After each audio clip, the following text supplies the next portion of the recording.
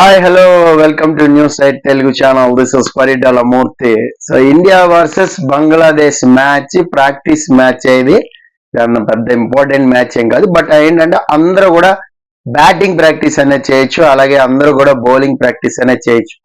What ever 15 members probables ఉన్నాయో వాళ్ళని మార్చి ground లో దింపుకోవచ్చు. అంటే ఎవరి ఎబిలిటీ ఏంటి, ఆ పిచ్ మీద ఎవరు బాగా పర్ఫామ్ చేయగలుగుతున్నారు అనేది ఒక అంచనా అనేది వేసుకోవచ్చు ఈ ప్రాక్టీస్ మ్యాచ్ వల్ల. అఫ్ కోర్స్ ఈ ప్రాక్టీస్ మ్యాచ్ లో ఎవరు గెలిచినా ఒకటే, పెద్దగా ఫరగేం పడదు. కానీ ఇండియానే గెలుస్తుంది, అందులో డౌట్ లేదు. రాసుకోండి, మళ్ళీ చెప్తున్నా. ఎందుకంటే అక్కడ వాతావరణం కానీ పిచ్ కండిషన్స్ కానీ మన బ్యాట్స్మెన్స్ చాలా ఈజీగా అడాప్ట్ చేసుకుంటారు బంగ్లాదేశ్ తో పోలిస్తే చెప్తున్నా. సో అందుకని బంగ్లాదేశ్ టీం పరంగా చూసినా కూడా ఇండియా టీం చాలా స్ట్రాంగ్ గా ఉంది కాబట్టి సో ఇండియా గెలిచే ఛాన్సెస్ చాలా హెవీగా ఉన్నాయి, అందులో డౌటే లేదు. సో ఏమన్నా డ్రీమ్ 11 కానీ లేదంటే ప్లేయింగ్ 11 కానీ ఏదైనా something circle, my circle 11 A app అయినా పికప్ ప్లేయర్స్ పిక్ చేసుకోవాలంటే చేసుకోండి. నేను డిస్క్రిప్షన్ లో రేపు ఇంకొక వీడియో చేస్తాను ఈ మ్యాచ్ మీద, డిస్క్రిప్షన్ లో మీకోసం పెడతా. ఇక ఇండియా సెమీస్ కి చేరే సమీకరణాలు ఏంటి, సెమీస్ కి చేరే అవకాశం ఉందా? సో 4 గ్రూప్స్ ఉన్నాయి, ABCD. సో 4 గ్రూపుల నుంచి 2 టీములు వస్తే సో 4x2 సూపర్ 8 ఆడతారు, ఇది అందరికి తెలిసిందే. సో ఫస్ట్ గ్రూప్ లో ఎవరెవరు వచ్చే ఛాన్స్ ఉంది? ఇండియా పాకిస్తాన్ మాక్సిమం ఏ గ్రూప్ లో వచ్చే ఛాన్స్ ఉంది. బి గ్రూప్ లో ఆస్ట్రేలియా ఇంగ్లాండ్ మాక్సిమం వాళ్ళు వచ్చే ఛాన్స్ ఉంది. ఇక సి గ్రూప్ లోకి వచ్చేసరికి కొంచెం టఫ్ కాల్ లాగా ఉంది. సి గ్రూప్ లో కాస్త సమీకరణాలు మారే ఛాన్స్ ఉందేమో, ఎందుకంటే అందరూ కూడా అండర్ డాగ్ లాగానే ఉన్నారు అక్కడ. ఆఫ్ఘనిస్తాన్, వెస్టిండీస్. ఆఫ్ఘనిస్తాన్ గెలుస్తుందా, వెస్టిండీస్ గెలుస్తుందా? టాప్ 1 టాప్ 2 మాక్సిమం వీళ్ళిద్దరే పంచుకునే ఛాన్స్ ఉన్నాయి. ఇంకా డి గ్రూప్ వచ్చేసరికి సౌత్ ఆఫ్రికా, శ్రీలంక, బంగ్లాదేశ్. ఈ మూడిట్ల మీద బ్యాటిల్ అనేది ఉంటది. సో ఒక ఉజ్జాయింపుగా చేస్తే అంటే చిన్న టీంలు ఎవరికైనా షాక్ ఇచ్చాయనుకోండి, అది వేరే విషయం. సో ఈక్వేషన్స్ మారిపోతాయి. సో నాకు తెలిసి మన గ్రూప్ లో మనం ఒకవేళ సూపర్ 8 కి మనం వెళ్ళిపోతాం గ్యారంటీగా. సూపర్ 8 కి వెళ్ళిపోతే మన గ్రూప్ లో ఎవరు పడే అవకాశం ఉంటుంది? ఇంగ్లాండ్ ఆర్ ఆస్ట్రేలియా మ్యాచ్ కీలకం. వాళ్ళిద్దరిలో ఎవరు గెలిస్తే వాళ్ళకి ఎక్కువ పాయింట్లు ఉంటాయి. మాక్సిమం నాకు తెలిసి ఇంగ్లాండ్ గెలుస్తుందని నేను గెస్ చేస్తున్నాను. కాబట్టి ఆస్ట్రేలియా మన టీంలో వస్తుందేమో అనుకుంటున్నా మన గ్రూప్ లోకి, అంటే సూపర్ 8 లో చెప్తున్నా. So India, Australia. Next Afghanistan, West Indies match లో మాక్సిమం ఆఫ్ఘనిస్తాన్ గెలిచే ఛాన్స్ ఉంటే ఆఫ్ఘనిస్తాన్ కూడా వస్తుంది. సో ఆ తర్వాత బంగ్లాదేశ్, శ్రీలంక, వీళ్ళిద్దరిలో ఒకళ్ళు. సౌత్ ఆఫ్రికా ఒకవేళ టాప్ లో ఉంటే డి గ్రూప్ లో, బంగ్లాదేశ్ ఆర్ శ్రీలంక వీళ్ళే టాప్ 2 లో ఉంటారు. D2 మనకి గ్రూప్ లో ఉంటది కాబట్టి సో శ్రీలంక ఆర్ బంగ్లాదేశ్ వీళ్ళు మన గ్రూప్ లో ఉండే ఛాన్స్ ఉంది. ఒకవేళ బంగ్లాదేశ్ ఉంది అనుకుంటే, శ్రీలంక గెలవలేదు అనుకుంటే, సో ఆఫ్ఘనిస్తాన్, ఆస్ట్రేలియా, బంగ్లాదేశ్ ఈ మూడిట్ల మీద ఇండియా ఆడాల్సి ఉంటుంది. కాబట్టి ఈజీగా 2 గెలిచేయచ్చు అనే హోప్ అయితే ఉంది. ఇప్పుడు ఆఫ్ఘనిస్తాన్ మీద మ్యాచ్ గెలవచ్చు, అలాగే బంగ్లాదేశ్ మీద మ్యాచ్ గెలవచ్చు. ఇఫ్ ఇన్ కేస్ శ్రీలంక వచ్చినా గెలిచే ఛాన్స్ ఉంటుంది. కాబట్టి ఈజీగా సెమీస్ కి అయితే వెళ్ళచ్చు. ఏదైనా ఆస్ట్రేలియా మీద మ్యాచ్ పక్కన పెడితే, ఆస్ట్రేలియా ఆర్ ఇంగ్లాండ్ వీళ్ళిద్దరి మీద ఒక మ్యాచ్ ఓడిపోయినా సరే సో మిగతా 2 మ్యాచ్లు గెలిచినా మనం సెమీస్ కి అయితే ఈజీగా చేరుకోవచ్చు. అక్కడ బ్యాటిల్లో ఎవరు వస్తారు అనేది ఇంపార్టెంట్. ఏదైనా వెస్టిండీస్ రావచ్చు, సౌత్ ఆఫ్రికా రావచ్చు, మళ్ళీ పాకిస్తానే రావచ్చు కొన్ని సెమీస్ లో. సో సౌత్ ఆఫ్రికా అయినా రావచ్చు, లేదా ఈ ఆస్ట్రేలియా ఇంగ్లాండ్ ఎవరైతే కింద ఉంటారో వాళ్ళైనా రావచ్చు. సో సెమీస్ అనేది అప్పుడు మాట్లాడుకుందాం. మనం సమీకరణలు అయితే ఇలా ఉన్నాయి. అంటే సెమీస్ కి వెళ్ళడానికి అయితే ఒక ఈజీ ప్లాట్ఫామ్ అయితే ఇండియా దగ్గర ఉంది. అంటే ఒక ఆడుతూ పాడుతూ మన గేమ్ మనం ఆడుకుంటే ఈజీగా వెళ్ళిపోవచ్చు అనమాట. ఏదో కర్మగాలి ఎవరి మీదైనా చిన్న జట్టు మీద ఓడిపోయినా, లేదంటే వేరే ఇంకేదైనా పాకిస్తాన్ మీద ఓడిపోయి పీకల వరకు తెచ్చుకునే రన్ రేటు ఇంత అయితే తప్ప సూపర్ 8 కి డిఫికల్టీస్ లేవు. సూపర్ 8 కి అయితే వెళ్ళిపోవచ్చు. సూపర్ 8 తర్వాత మాక్సిమం కొట్టాల్సిన 2 మ్యాచ్లు కొంచెం ఈజీ టాస్క్ లాగానే అనిపిస్తుంది. ఏదైనా వెస్టిండీస్ వచ్చినా, ఆఫ్ఘనిస్తాన్ వచ్చినా, లేదా శ్రీలంక వచ్చినా, బంగ్లాదేశ్ వచ్చినా కొంచెం ఈజీగానే గెలిచే ఛాన్సెస్ ఉన్నాయి. మేదర్ ఒక పెద్ద టీం ఇంగ్లాండ్ ఆర్ ఆస్ట్రేలియా ఒక మ్యాచ్ ఓడిపోయినా చెప్తున్నాను నేను సమీకరణం. సో కాబట్టి సెమీస్కి వెళ్ళే దారి అయితే చాలా సాఫీగా ఉంది.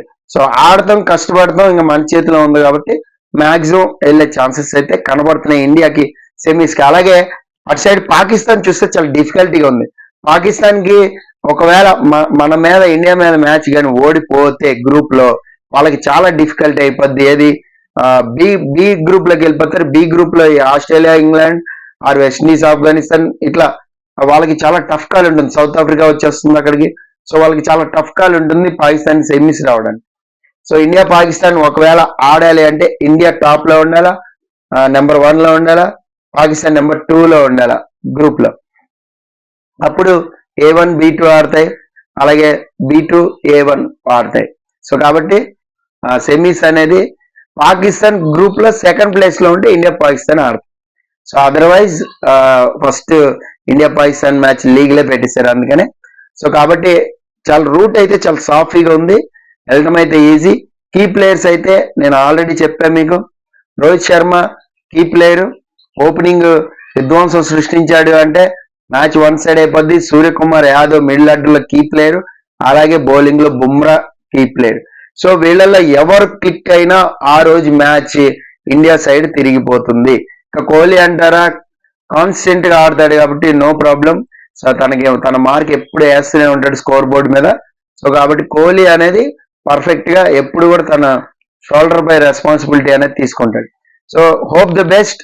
ఈసారి యంగ్ ప్లేయర్స్ ఉన్నారు, ఫస్ట్ టైం వరల్డ్ కప్ ఆడుతున్నాడు మనకి ఓపెనర్. సో అలాగే వరల్డ్ కప్ లో ఇంతవరకు ద బెస్ట్ పర్ఫార్మెన్స్ ఇచ్చాడు హార్దిక్ పాండే. లాస్ట్ టైం చూసుకున్నా కూడా మంచి పర్ఫార్మెన్స్ ఇచ్చాడు. సో హార్దిక్ పాండే నుంచి కూడా మనం ఎక్స్పెక్ట్ చేయొచ్చు, ఎందుకంటే చాలా విమర్శలు అవి వస్తున్నాయి కాబట్టి.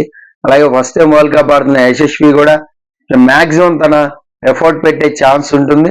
సో ఒకవేళ యశస్వి ఫెయిల్ అయిన క్రమంలో సంజు శాంసన్ బ్యాకప్ కూడా ఉన్నాడు. రిషబ్ పంత్ ఫెయిల్ అయినా కూడా సంజు శాంసన్ ని ఇమ్మీడియట్ గా మీకు టీంలోకి తీసుకోవచ్చు.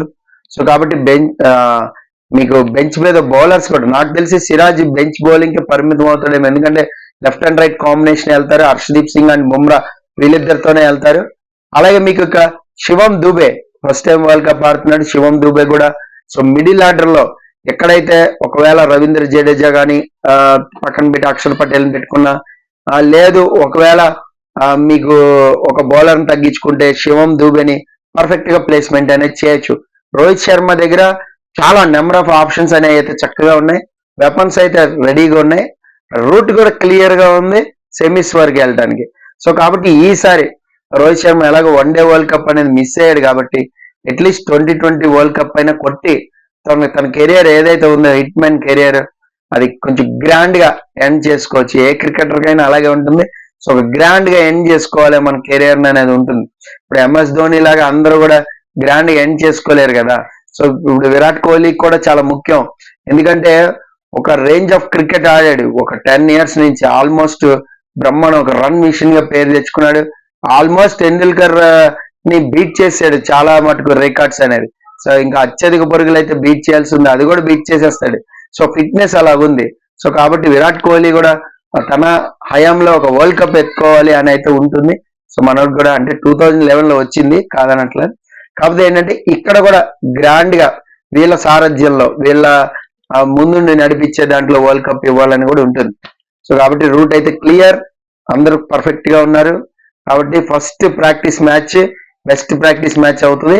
దాన్ని బట్టి మనం పిచ్ కండిషన్ అని అజంప్షన్ చేసేయచ్చు. రన్స్ రావడం కొంచెం డిఫికల్ట్ గా ఉంది. మనం చూసాం ఇంగ్లాండ్ పాకిస్తాన్ ప్రాక్టీస్ మ్యాచ్ చూసాం, అలాగే ఇంకో మ్యాచ్ కూడా చూసాం. సో రన్స్ రావడం అనేది కొద్దిగా డిఫికల్ట్ గా ఉంది కాబట్టి సో ఓపిక్ గా బ్యాటింగ్ చేస్తే మంచి షాట్స్ అయితే ఆడొచ్చు. గ్రౌండ్ క్లియర్ చేయడం అయితే అంత ఈజీ కాదు. సో బట్ బాగా మంచి పవర్ మజిల్ పవర్ అయితే ఉపయోగించుకోవాలి. సో ఇది వరల్డ్ కప్ గురించి సెమీస్ కి చేరే సమీకరణాలు. రేపు ఇండియా బంగ్లాదేశ్ మ్యాచ్ అనాలిసిస్ అనేది చేద్దాం. This is Paritala Murthy signing off. By by.